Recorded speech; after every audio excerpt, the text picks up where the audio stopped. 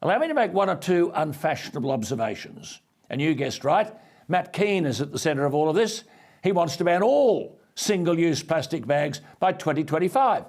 When he spoke in the Parliament last year, that was all going to happen within 6 months, so by the end of last year. Of course, that hasn't happened.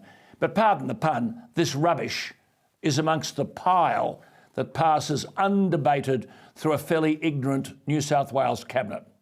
Mark Latham got it right at the time when he said that Keane has little life experience and is, quote, killing off the great Aussie picnic and making children's parties and barbecues harder for families.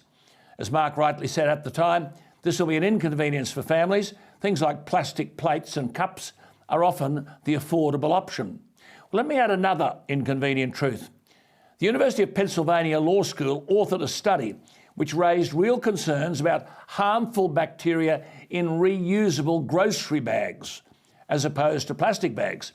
The study concluded simply, along with a Danish government study, that the lightweight plastic shopping bag, which has been banned, is much better for the environment than all the alternatives. And the author of a landmark study into plastic bags, an Australian, has likened their removal from supermarkets as a religion, suggesting arguments against plastic bags are, quote, complete furphies you can demolish in a few minutes of analysis. The author is Philip Weikart, a Peter Costello appointment to the Productivity Commission, and the lead author of a 2006 Productivity Commission inquiry into waste management. About the banning of plastic bags, he said, quote, this is largely a religion. Plastic bags are useful, hygienic and waterproof. They have multiple uses and functions. The evidence that plastic bags hurt marine life is very unpersuasive.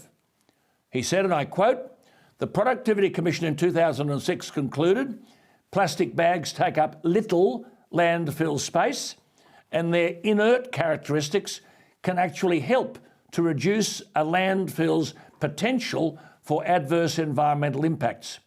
He argued that the true extent to which plastic bag litter injures population of marine wildlife, as opposed to individual animals, is likely to remain very uncertain because it's extremely difficult to measure. A study last year in Britain, where plastic bags are taxed, found reusable bags need to be reused, that is these green grocery bags, up to 173 times before they had a lower environmental impact than ordinary plastic bags.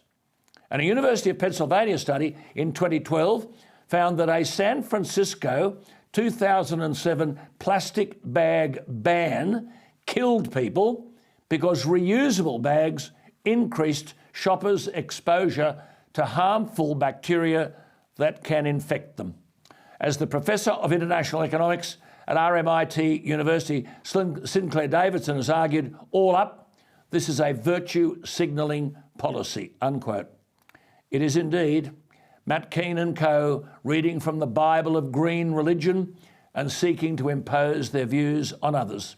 They've done no reading of their own, but we shouldn't be punished by their ignorance on plastic bags or on coal. The argument that plastic bags are dangerous to the environment is not based on science, research or fact.